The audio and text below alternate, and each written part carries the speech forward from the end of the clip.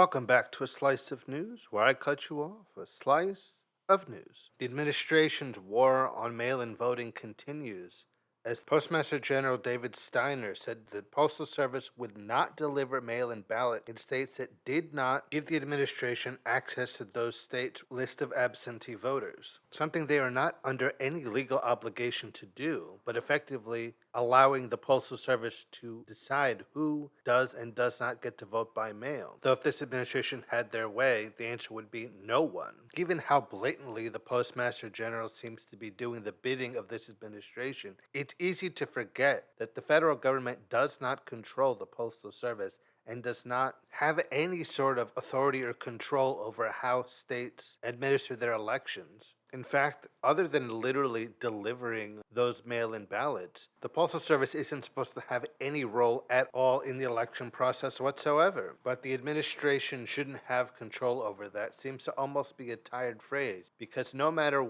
what aspect of the government or government adjacent organizations the administration should not have any say in, they found a way to have some sort of control over. The norms and how things are supposed to work have gone completely out the window with this administration, in large part because the president installed his loyalists into every facet of this country, and they are blindly loyal to him and do his bidding, regardless of whether they should be doing that instead of staying entirely neutral. The Postmaster General of the United States Postal Service does not work for the president and should not be doing his bidding, yet we see him doing exactly that here.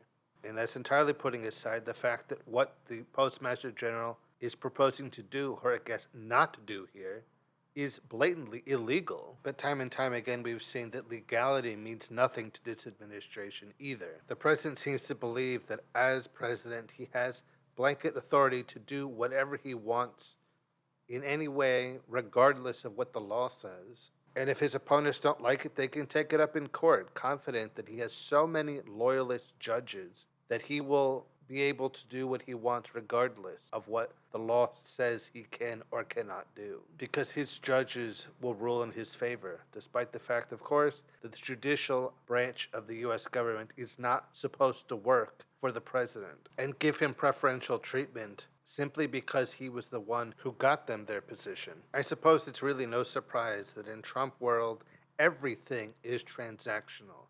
Everything is, I gave you this, therefore you have to give me this in return. The president appointed a judge. Well, they should rule in his favor when a case comes before them regarding the president's latest attempt at doing something blatantly illegal. The president installs a Postmaster General, despite the fact the USPS has nothing to do with the federal government. He should do things that benefit the president directly, regardless of the legality. Because he did something for them, now they have to do something for him. That's a mentality that belongs more in organized crime than government. But our president has cultivated a culture where loyalty to him is the most important thing, above the law, above the country, above their service to the American people.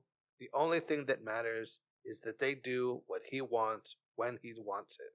I can only imagine how this must look like from the outside, from other countries looking in and seeing how despotic and abusing of power this administration is, and wondering why the American people allow him to get away with it.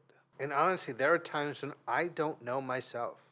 When you have the man who controls the Postal Service essentially saying, unless the president gets what he wants, we're not going to do our job and mail the ballots in certain places. That sounds like it belongs in dystopian fiction about a totalitarian government, not real life, modern day American government. I don't know if the mail people have to swear an oath the way doctors do, but it feels like saying that you're not going to deliver certain mail to certain places definitely strikes me as something that would be against it. And even if no such thing did exist, selective delivery seems wrong on the face of it. Imagine any other postal service committing to not delivering certain types of mail to certain places because they happen to be governed by the opposition party of the country's leader, and he wants something from them, and until they comply, they can't have that mail. That would already be bad enough and certainly unthinkable in many places, but this isn't just about delivery of mail. This is about delivery of ballots in an election.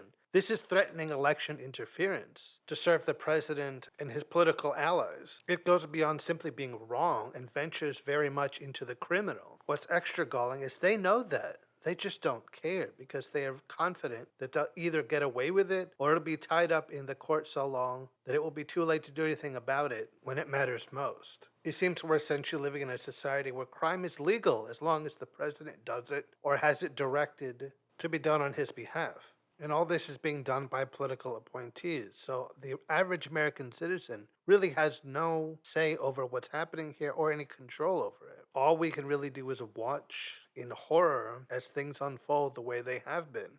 And this pushback against mail-in voting is certainly nothing new. I discussed it in an episode just last month about how a judge had decided to not overrule an executive order that established an approved voter list, and an episode back in December about how they were changing the way postmarks worked, and how they would no longer mark the date of receipt but the date of processing, potentially allowing mail-in votes that were mailed on or around the cutoff date to be deemed ineligible because they end up being marked as processed after that date.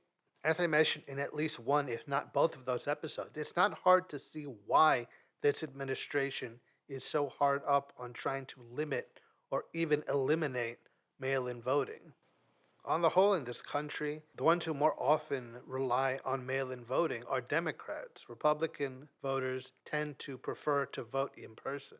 Less mail-in votes potentially means less Democrat votes. Less Democrat votes means more Republican wins in elections. And given just how badly this administration, and by extension the entire Republican Party, is doing in the eyes of prospective voters going into these midterm elections, every Democratic vote they can avoid having cast is a win for them. Because without some sort of direct election interference, Republicans are set to lose very badly in this midterm election and most elections going forward. They need to preserve their ability to cheat to win elections because without it, they cannot win those elections. I don't think we've ever faced a time in American history of such blatant criminality from the top down, where the administration is basically daring Democrats to do something about it, confident that there's nothing that they can do about it in time. Growing up, we're taught to trust the government, to trust the rule of law, to protect us from bad actors. But I think no one could have expected that the bad actors would come from within that government and who would ignore entirely that rule of law that we so cherished and trusted, leaving us now needing protection from the government and its actions against its own people. If things are running the way they should, and a Postmaster General said he was only going to have the Postal Service deliver ballots to certain places unless those places comply with an illegal order by the president, he would be removed from office as fast as possible because he'd be turning the politically neutral Postal Service into a political actor, which goes completely against the mission of the Postal Service as a whole and certainly goes against the duties of his office in particular. But things aren't running as they should, and this Postmaster General is threatening to do this and feeling confident that he will not be removed from his position because he's working in service of the man who put him into it in the first place. And in that, at least, he is right.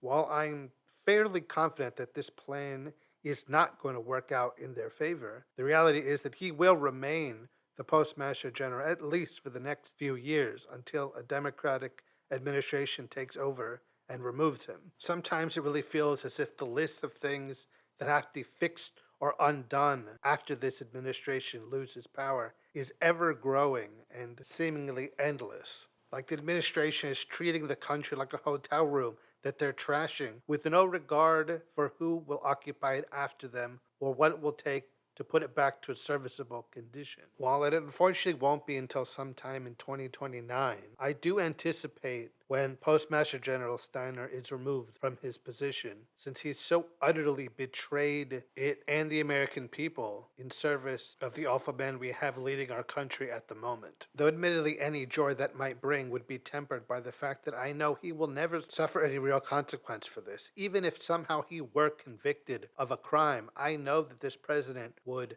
pardon him and prevent any sort of punishment from ever being applied to him. I very much want to believe that some sort of punishment will eventually befall him and all those like him who did wrong in service of the president. But I'm not going to hold my breath. I do believe things are going to get better. But unfortunately, at the same time, I know that a lot of people who did wrong are going to get away with it. And sometimes the bad guys do win, but not always. All right, guys, that'll be it for this episode of A Slice of News.